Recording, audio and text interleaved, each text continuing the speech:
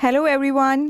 क्या आपने कभी सोचा है कि जब कभी कहीं क्राइम कमिट होता है तो लोग सस्पेक्ट के खिलाफ अपनी कितनी जल्दी राय बना लेते हैं। सोशल मीडिया ट्रायल पर तो लोग 2 मिनट में फैसला सुना देते हैं, लेकिन कोर्ट में जजमेंट मिलने में इतना वक्त क्यों लग जाता है? क्या आपने कभी सोचा इस बारे में? ऐसा इसलिए होता है क्योंकि कोर्ट्स के जजमेंट किसी अजम्पशंस, इमोशंस या ओपिनियन पर बेस नहीं होते। वो बेस्ड होते हैं लॉ ऑफ एविडेंस से, और लॉ ऑफ एविडेंस से जजमेंट तक पहुंचना कोई एक पल का सफ़र नहीं होता। ये एक बहुत लंबी जर्नी होती है। तो चलिए आइए मैं आपको इस जर्नी पर ले चलती हूँ।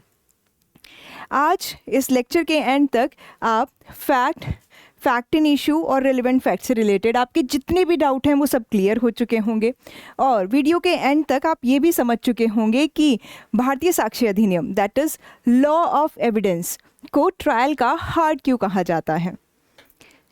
इंडियन एविडेंस एक्ट 1872 से पहले लॉ ऑफ एविडेंस गवर्न होता था। उसके बाद 2023 में हमारी गवर्नमेंट ने ये सोचा कि जब इतने बदलते युग के साथ डिजिटल इलेक्ट्रॉनिक एविडेंसेस को एज एन एविडेंस रिकॉग्नाइज किया जाना ज़रूरी है, तो उन्होंने सोचा क्यों ना एक नया लॉ बना दिया जाए। तो 2023 में ये भारतीय साक्ष्य अधिनियम इंडियन एविडेंस एक्ट को रिप्लेस करके बनाया गया। इसका मेन मोटिव क्या है? इसका मेन मोटिव यही था कि हम डिजिटल और इलेक्ट्रॉनिक एविडेंसेस को प्रॉपर एविडेंस के रूप में रिकॉग्नाइज करना चाहते थे। आज मैं आपको इस जर्नी पर ले चलती हूँ। तो मैं बताती हूँ कि इंडियन एविडेंस एक्ट को जुडिशियल सिस्टम समझने के लिए हमें सबसे पहले क्या पता होना चाहिए। हमें सबसे पहले ये पता होना चाहिए कि इसमें हमारे राइट्स और ड्यूटीज़ कौन से ऐसे हैं जो लॉ गवर्न करता है।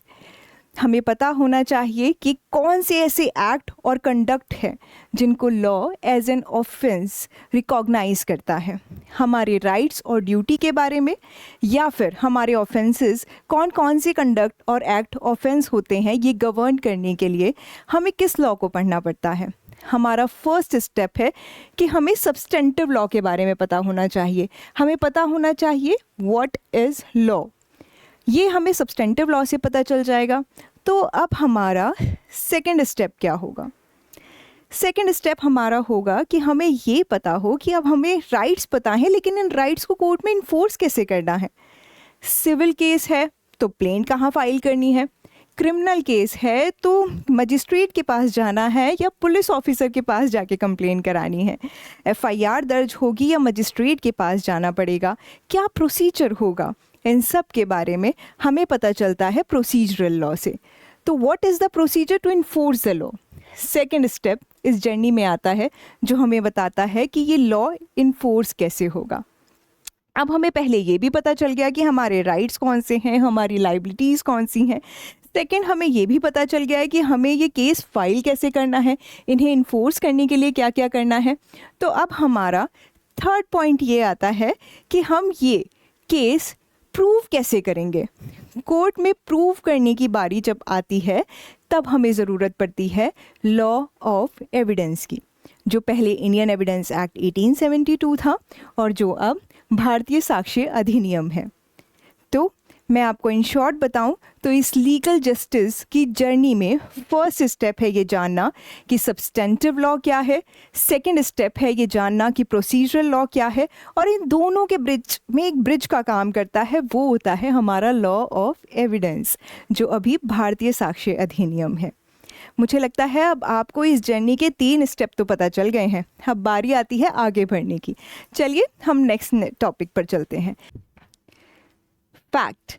जैसे फैक्ट की डेफिनेशन 2F भारतीय साक्ष्य अधिनियम में दी गई है, उसके according fact means and include anything, state of thing, relations of thing uncapable of being perceived by the senses.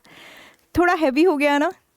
Perceived bye senses को मैं आपके लिए थोड़ा सा सिंप्लीफाई करके बताती हूँ। हमारे 5 सेंसेस होते हैं, राइट? हमने ये देखा है हमारे सेंसेस होते हैं जैसे आईज, नोज, ईयर, टंग और स्किन।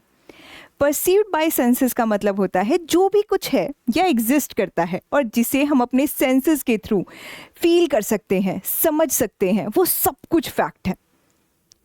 समझ में आ रहा है? देखिए, पांच सेंसेस, उन सेंसेस के थ्रू हम जिन भी चीज़ों को फील कर सकते हैं, समझ सकते हैं, वो सब कुछ फैक्ट है। अब हमें ये समझ में आ गया कि फैक्ट ये है, तो अब मैं आपसे बताऊंगी कि A is standing in the room. आपने ए को देखा कि वो खड़ा है, आपने अपने सेंसेस के थ्रू ये फील किया, आपने अपने आईज के थ्रू देखा, ये एक फैक्ट है क्योंकि आपने आईज के थ्रू उसको परसीव किया है।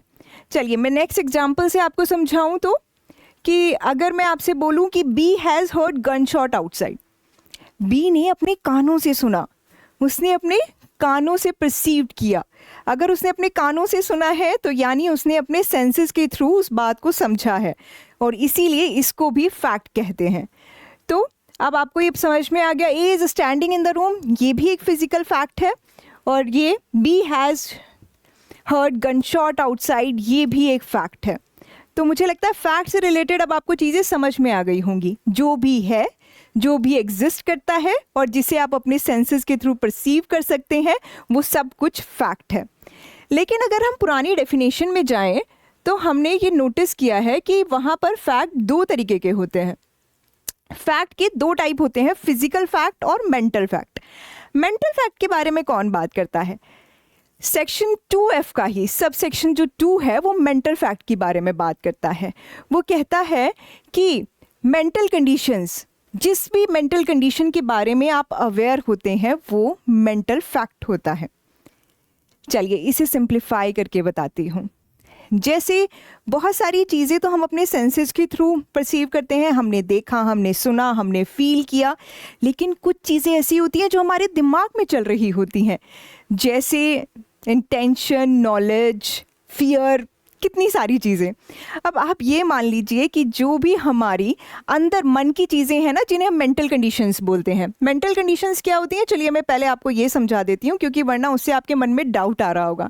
मेंटल कंडीशन की चीज़ें होती हैं जो हमारे मन में होती हैं, जैसे intention, knowledge, fear, believe, good faith, bad will, etcetera. ये कोई ऐसी लिस्ट नहीं है कि यही मेंटल कंडीशंस में आती हैं। मेंटल कंडीशन हमारी मन की वो भावना है जिसे हम जानते हैं। हर वो कंडीशन मेंटल कंडीशन है जो हमारे मन के अंदर चल रही है और जिससे हम अवेयर हैं। तो जो जिससे हम अवेयर है, जो हमारी मेंटल कंडीशन है, तो वो मेंटल फैक्ट्स हो जाते हैं। तो अब ए बॉट अ नाइफ, बताइए ये कौन सा फैक्ट होगा? आपने देखा, अपने आंखों की तरफ से देखा, ए बॉट अ नाइफ, आपने कहाँ देखा? अपनी आंखों से देखा, ये एक फिजिकल फैक्ट है। लेकिन A intended to kill B, A B को मारना चाहता है, ये उसके मन की इंटेंशन है, जो आपने अपनी आंखों से तो नहीं देखी, लेकिन वो मारना चाहता है, उसके मन में है और वो उस बात को जानता भी है, तो वो उसका मेंटल फैक्ट हो गया। ठीक है, तो फिजिकल फैक्ट और मेंटल फैक्ट थोड़ा सा टफ लग रहा है, तो एक और एग्जांपल देती हूँ, उससे आप बिल्कुल अच्छे से समझ जाएंगे। मैं पढ़ा रही हूँ और आप मुझे देख रहे हैं, ये फिजिकल फैक्ट है, लेकिन मैं आप सबको बहुत अच्छा पढ़ाना चाहती हूँ, मेरी इंटेंशन ये है कि मैं आपको बहुत अच्छा पढ़ाऊँ, तो ये एक मेंटल फैक्ट है। आई होप आप समझ चुके होंगे कि मेंटल फैक्ट और फिजिकल फैक्ट में क्या डिफरेंस है। डोंट वरी, ये कभी ऑब्जेक्टिव्स में नहीं पूछा जाता है, बट स्टिल आपके नॉलेज के लिए ये बहुत ज़रूरी है जानना कि ये क्या होता है। अब हम आते हैं अपने नेक्स्ट टॉपिक पर, जो कि है fact in issue. Fact in issue हमारे सेक्शन में कहाँ पर डिफाइन है? आप भी बैरेट खोलिएगा तो बड़ी आसानी से मिल जाएगा। 2G और भारतीय साक्ष्य अधिनियम में फैक्ट इन इशू को डिफाइन किया गया है। इसकी डेफिनेशन अगर हम बैरेट के थ्रू पढ़ें तो ये आती है, fact in issue means and include any fact from which either by itself और in connection with other facts the existence, non-existence, nature, extent of any right, liability, disability asserted or denied in any suit or proceeding necessary follows। अब ये definition तो हम सभी बेयरट से पढ़ सकते हैं। मेरा काम ये डेफिनेशन पढ़ना नहीं था, मेरा काम है इस डेफिनेशन को सिंप्लीफाई करके आपको समझाना। तो अब इस डेफिनेशन की सिंपली फॉर्म में हम समझते हैं कि क्या होता है। आप मुझे बताइए, सूट, केस, प्रोसीडिंग्स में क्या होता है? एक बंदा आता है, बोलता है इस मेरे इंसान ये राइट्स हैं, इस आदमी की ये लाइबिलिटी है। दूसरा कहता है ना तो इसके ये राइट है ना ये मेरी लाइबिलिटी है। एक इंसान अपने राइट्स और लाइबिलिटीज़ बताता है, दूसरा इंसान उसको डिनाई कर देता है। और ये सारी बातें ना हमें प्रूव या डिसप्रूव करने के लिए कुछ बातें प्रूव करनी पड़ती हैं। वो जो हमें बातें प्रूव करनी पड़ती हैं वो ही फैक्ट इन इश्यू होता है। यानी सिंपल बोले तो अपने फैक्ट में जो अपने केस में जो हार और जीत का फैसला करती हैं वही बातें फैक्ट इन इश्यू होती हैं। अगर आप उन्हें प्रूव कर देंगे आप जीत जाएंगे, अगर डिसप्रूव कर देगा आपका पार्टी तो दूसरी पार्टी जीत जाएगी। फैक्ट इन इश्यू वो चीज़ें होती हैं जो आपके केस में बहुत मायने रखती हैं, जो आपके केस को डिसाइड करने के लिए बिल्कुल मेन मुद्दा है, समझ लो। अगर मैं बात करूं, ये एग्जाम्पल से समझेंगे तो हमें ज़्यादा अच्छे से शायद समझ में आएगा। ए क्लेम करता है कि प्रॉपर्टी एक्स उसकी है और बी क्लेम करता है कि प्रॉपर्टी एक्स उसकी है। तो अब आप मुझे बताइए कि प्रॉपर्टी किसकी है ये कैसे पता चलेगा? सोचो सोचो, हमें पता होना चाहिए ना कि ए के पास एक्स प्रॉपर्टी का प्रॉपर वैलिड कोई है टाइटल ऑनरशिप, या बी के पास ऑनरशिप है। ए के पास ऑनरशिप है या बी के पास ऑनरशिप है? ए के पास valid sale deed gift deed जिस भी थ्रू वो क्लेम कर रहा है वो है, या बी के पास वो है? तो अब इसके फैक्ट इन इशू यानी जिससे हम केस प्रूव कर सकते हैं वो क्या होंगे? Whether A acquired a valid title to the property X, whether B acquired a valid title of the property X, whether the sale deed, will or gift deed in favor of A is valid, whether the sale deed, will or gift deed in favor of B is valid। अब ये चारों question जिसके prove हो जाएंगे, मान लीजिए ए ने prove कर दिया कि भाई ये प्रॉपर्टी तो मेरी है, बी ने प्रूव कर दिया ये प्रॉपर्टी मेरी उसकी नहीं है। जो भी अपना पार्ट अच्छे से प्रूव कर पाएगा वो जीत जाएगा। तो मेन मुद्दा क्या हो गया? हमें ऑनरशिप प्रूव करनी है जी, हमें अपनी टाइटल डीड प्रूव करनी है जी, हमें अपनी विल प्रूव करनी है जी। जैसे ही हमने ये प्रूव कर दिया, ये मान लीजिए ये सब कुछ प्रूव हो गया। ठीक है, तो इससे हमें समझ में आता है कि फैक्ट इन इशू केस के मेन मुद्दे हैं, जिन्हें हमने प्रूव कर दिया तो फैसला हमारा, पार्टी ने डिसप्रूव कर दिया तो फैसला उसका। ठीक है, अगर मैं इसको एक और एग्जाम्पल के थ्रू समझाऊं तो A is accused of murder of B। A ने B का मर्डर किया है, तो अब मुझे क्या प्रूव करना पड़ेगा? सबसे पहली बात तो A ने B का मर्डर किया है, मुझे यही प्रूव करना है। और दूसरी बात मुझे क्या प्रूव करनी है कि उसकी इंटेंशन भी मर्डर वाली ही थी। मान लीजिए उसकी इंटेंशन थी नहीं तो मैं मर्डर प्रूव नहीं कर पाऊंगी। अब ये सब चीज़ें पढ़ने के लिए आपको भारतीय न्याय BNA आ रहा है ना आजकल, भारतीय न्याय अधिनियम जो अभी नया लागू हुआ है, पहले IPC था। आपको वो पढ़ना पड़ेगा कि मर्डर के लिए क्या क्या इंग्रेडिएंट्स बहुत ज़रूरी हैं। अगर अभी मैं रफली आपको फैक्ट इन इशू समझाने की बात करूं तो आपको ये समझना पड़ेगा A is accused of murder of B, तो आपको ये दोनों फैक्ट प्रूव कर दिया आपने कि A ने ही B की डेथ की है और A ही इंटेंड भी करता था B की डेथ करना। ये दोनों मुद्दे आपने प्रूव कर दिए। भाई मर्डर का केस आपने जो लड़ा था ना दूसरे के खिलाफ, वो आप जीत गए।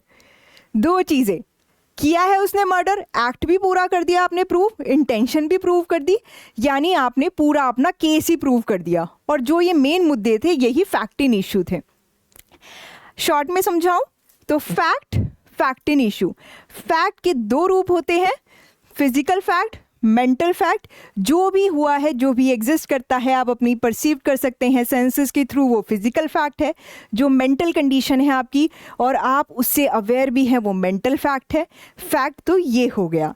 केस को जीतने के लिए जिन चीज़ों को आपको प्रूव करना है वो है फैक्ट इन इशू, और दूसरे को हराने के लिए जो आपको प्रूव करना है वो भी है फैक्ट इन इशू। तो केस के मेन मुद्दे हैं फैक्ट इन इशू। अब हमारा नेक्स्ट टॉपिक है रिलेवेंट फैक्ट। रिलेवेंट फैक्ट कहाँ डिफाइन है? सेक्शन 2K ऑफ भारतीय साक्ष्य अधिनियम डिफाइन रिलेवेंट। अगर हम रिलेवेंट की डेफिनेशन पढ़ें तो सेक्शन 2K ऑफ भारतीय साक्ष्य अधिनियम क्या कहता है? A fact is said to be relevant to another when it is connected with the other in any of the way referred to in the provision of this अधिनियम relating to the relevancy of facts।